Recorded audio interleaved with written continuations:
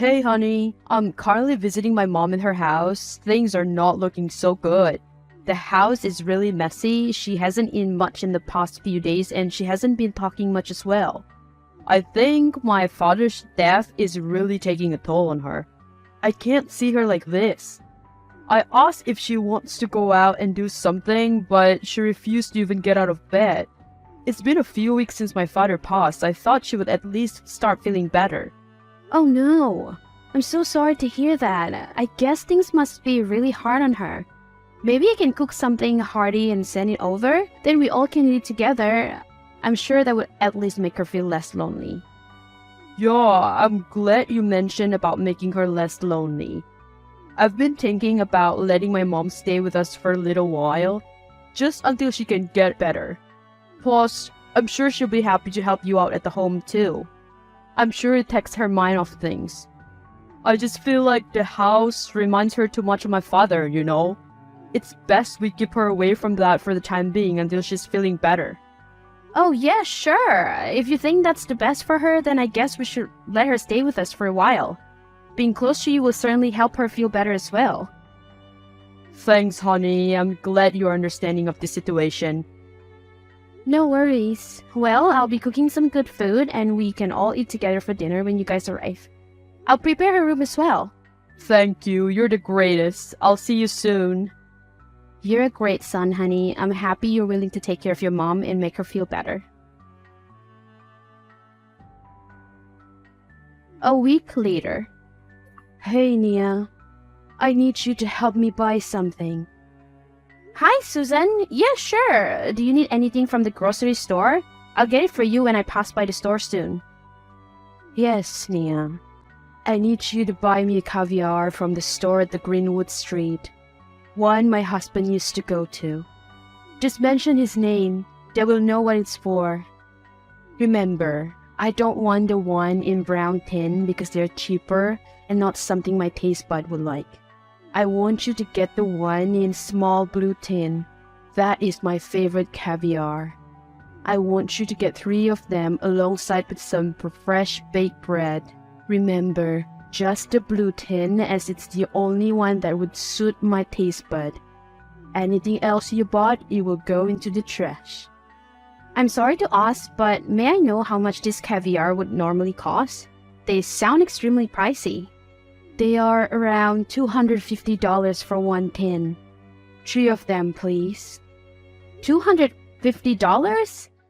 I'm sorry, Susan, but I'm afraid I can't afford to spend that much money on caviar. Me and Will are saving money up for the baby, and we're planning to renovate the baby's room before he's born too. What are you saying? Are you saying that you won't buy me the caviar then? Do you have any idea how much I've been wanting them? Are you joking with me? Is this how you treat your mother-in-law? No, it's not that. I'd be more than happy to get you whatever you like. It's just caviar is a little bit too expensive for my budget. We don't have that much money. Even Will is struggling with his business.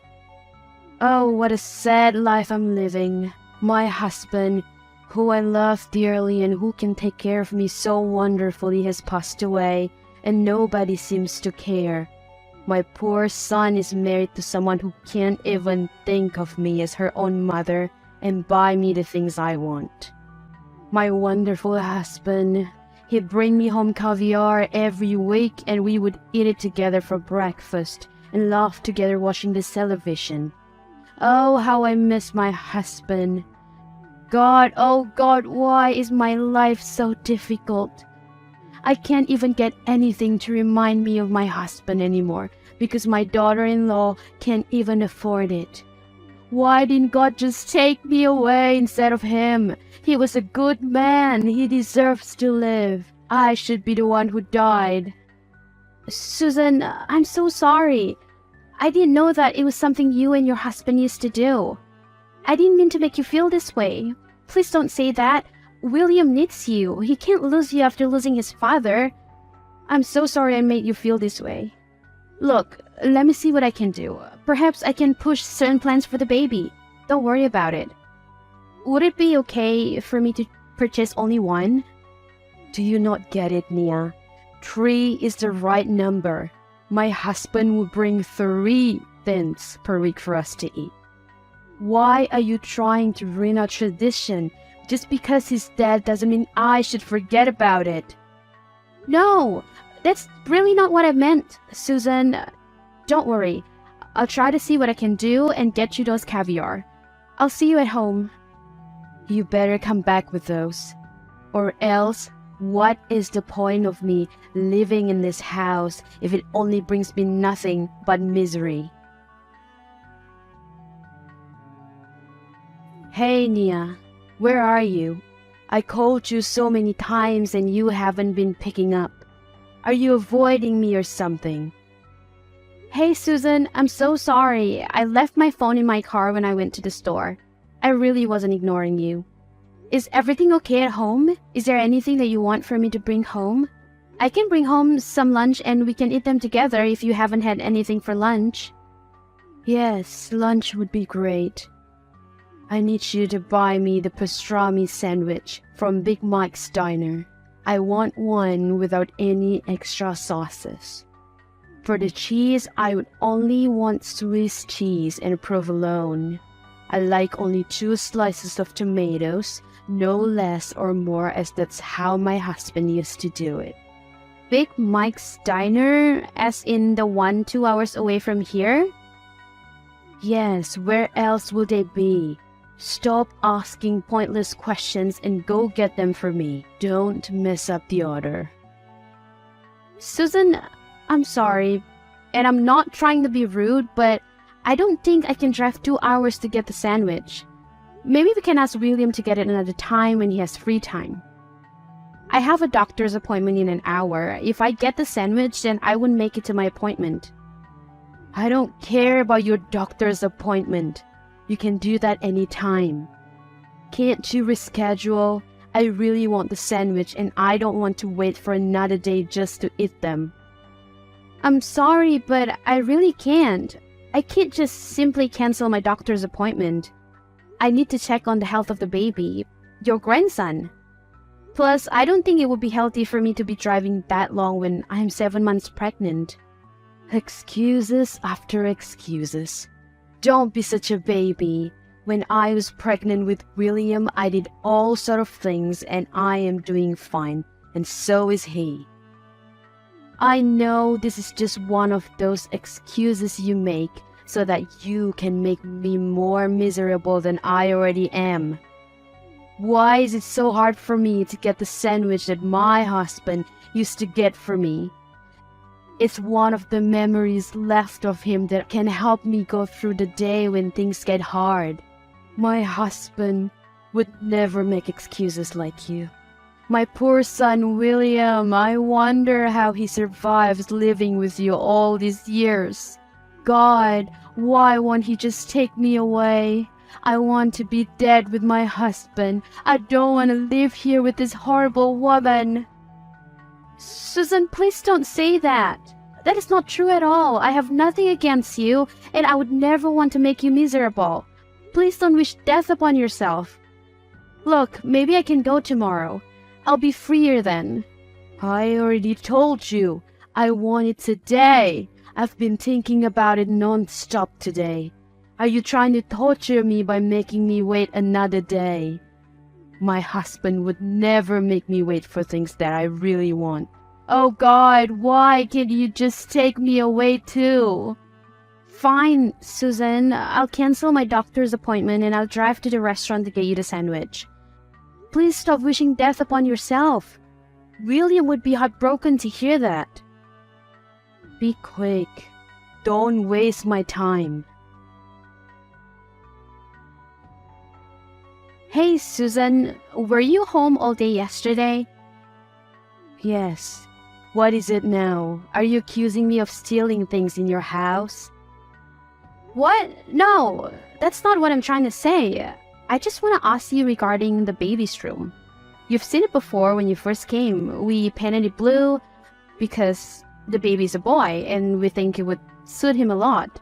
We even put up a lot of different toys we think the baby might like. You know where I'm going with this, Susan? The color is hideous. I don't feel good looking at it. And I believe the baby would feel the same way as me. What are you saying now? The blue color of the room that you painted, it's hideous. It really doesn't suit the baby. It's better off with the current color. I love it more this time. So it was you who changed the color of the room without our permission? I'm sorry to say this, but that's very disrespectful. That's my baby, and I deserve to know anything before you make changes to anything. Plus, this is my house. Just because we let you stay here doesn't mean you can make all the decisions that you like behind my back. Oh, I didn't know I have to be asking permission to make changes in the house that my son lives in. What a disrespectful thing to say to me. Without me raising my son to be the man that he is, he wouldn't be here to be the good man for you. You should have been more grateful that I even agreed to stay here. I don't understand what you're trying to say. I've been kind enough to let you stay here for your healing. And you're ruining it. How exactly am I ruining your healing for you? My husband hates the color blue. It reminded him of the big blue house he grew up in. It was an abusive household. We ensure to always eliminate the color blue from our house. I don't understand why can't you do the same? Look, I'm really sorry about what he went through, and I understand how it could be hard for him, but I still don't think that it's right for you to apply the same rules to my house. It's not fair for me. Fairness? Is that all you care about? You think the world is fair when my husband is taken away from me? No, that is not what I'm trying to say. That's enough. No need to speak to me. This conversation is making things harder for me, and I don't want to deal with it. I need to speak to you about your mom. I've heard it from her. Did you really disrespect her and told her that she has to ask for permission for everything that she's going to do? That's not very nice of you. You know what she's going through.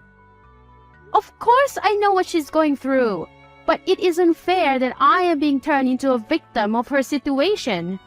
Do you even know what's actually going on? She has been trying to take over the house and things that I've been doing. You're being too much. You know she's my mom. Please don't speak of her that way. All I'm asking you is to be more considerate of her situation. She's going through a lot. Can't you just hold back for a few weeks more until she's better? Fine. I'm doing this for you and out of respect. It's going to be James Clark Jr. Sorry? What are you referring to, Susan? The child. What? Are you talking about my baby? My son? Who else would I be talking about? The name of that child would be James Clark Jr. Wait, what are you trying to say?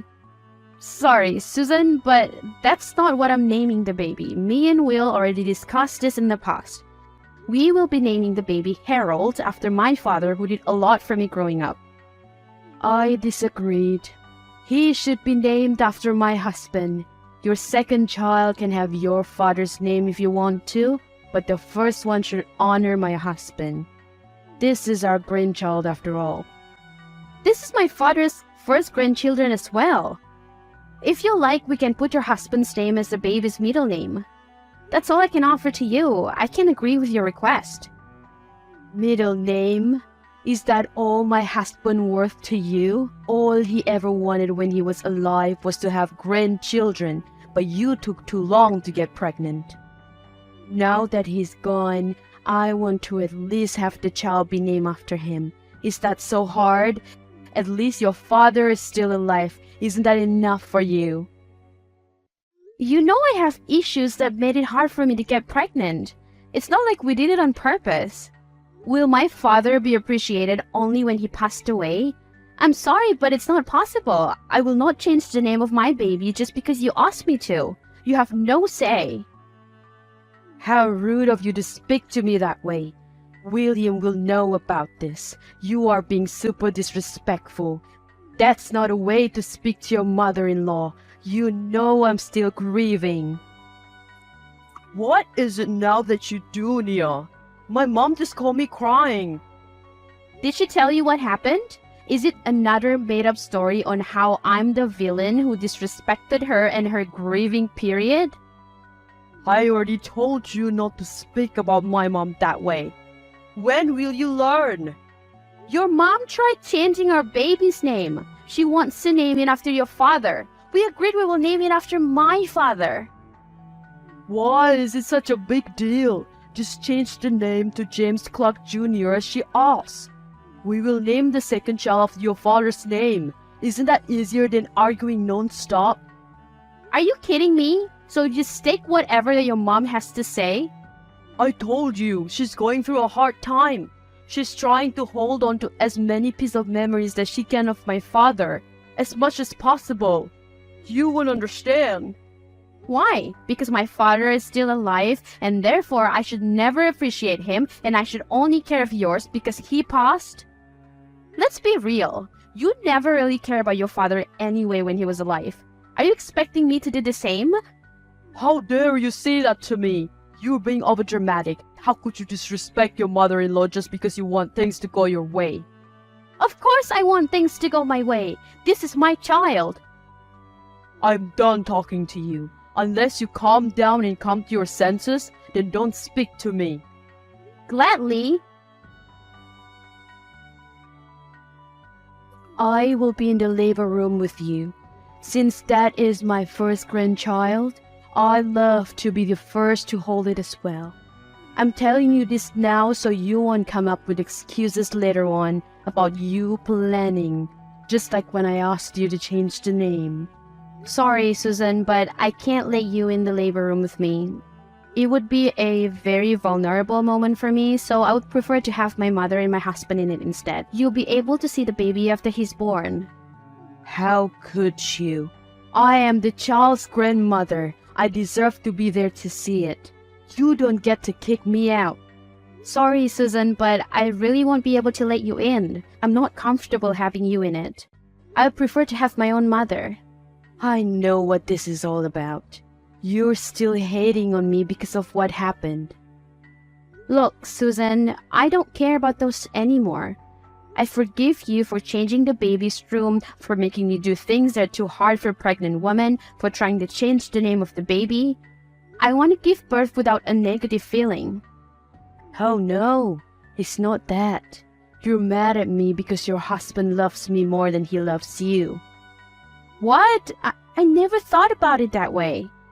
Of course you did. You've always been the jealous kind. You are always so visibly upset that he would always choose me over you. He loves me more than anything. He's your son. It doesn't matter how much he loves you. His life will always be with me. What are you trying to say? No, he's always going to be mine. You stole him from me and now you're stealing my grandson from me. I would never let you.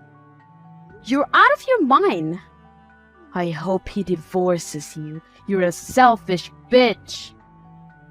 What the fuck is wrong with you? You made my mom cry again.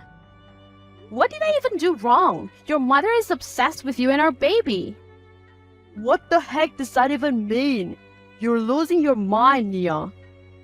I'm carrying our child and I've been in so much stress since your mom came to live with us and the hell that she put me through. You never cared, you always side with her even though it's obvious that she was wrong. How dare you? She's going through a lot. Enough with that bullshit! None of you guys cared that much about your father when he was alive. I was the only one who visited him so often. Your mother hated him. Why are you pretending like you don't know? Don't you dare speak about my parents that way. They were in love. They were perfect together. You are out of your mind. How dare you? You don't belong in this house. No one should disrespect my parents that way. That's it. I'm done with you. We're getting a divorce. I will gladly leave this house if it means I don't have to deal with you and your mom anymore. What are you even doing? Moving all your things into my house and locking me out. You don't deserve to even step your dirty feet in here. Come back and take all your things with you. Sorry? You mean my house? Can you please stop trying to open the door, or else I'm gonna have to call the police on you. Please leave. Are you out of your fucking mind? This is the house that my husband and I have been living in forever. It's my house now that he's dead. Get out and let me in. How did you even get the key, you thief? Oh, you must have not heard. Heard what? Get out. Your husband wrote on his will that once he passed, this house will be passed down to me. You don't get a cent of his money. You can stop pretending now, Susan. You never cared for him. You were abusive to him. You even brainwashed William to hate him. Initially, I thought it was guilt that changed you, but I figured it was all an act. You don't care that he died. You care about his money. What? That's impossible. Why would he give it to you and not me? That's ridiculous. Is it though? I took care of him like he was my own father. I cared for him more than you and William do. That poor guy, he died knowing that you are all going to be chasing his money. If you have any issues with the will, please contact his lawyer. They will explain everything to you. But for now, please leave me alone and leave my property, or else I'll call the police on you. Wait. No, Nia, listen. It wasn't an act. I do care for him. I care for you too. You're the best daughter-in-law. I'm sorry for everything. I knew you would say this. Enough and leave my property. The police are on their way. Honey, I'm really sorry. How did I ever miss this? You are just like your mother. Even your apology, it disgusts me. It's all about money, isn't it? No, you know how much I love you. My mother, she got into me, but I know better now. I know better now too. I know not to trust someone like you and your mother. Leave. A few weeks after that, the divorce between Nia and William are finalized. Nia was able to get full custody of her baby, and she was also able to live comfortably thanks to the inheritance that her father-in-law passed down to her. On the other hand, Susan was still in disbelief that her husband didn't pass down anything to her on his will. She even tried breaking in the house a few times, but caught by the police. As for William, he has been struggling a lot after the divorce as he realized how true the things that Nia has always said about his mother. But yet, he is still stuck with her as she has nowhere to live. Both grew to hate each other and blame each other for the misfortune.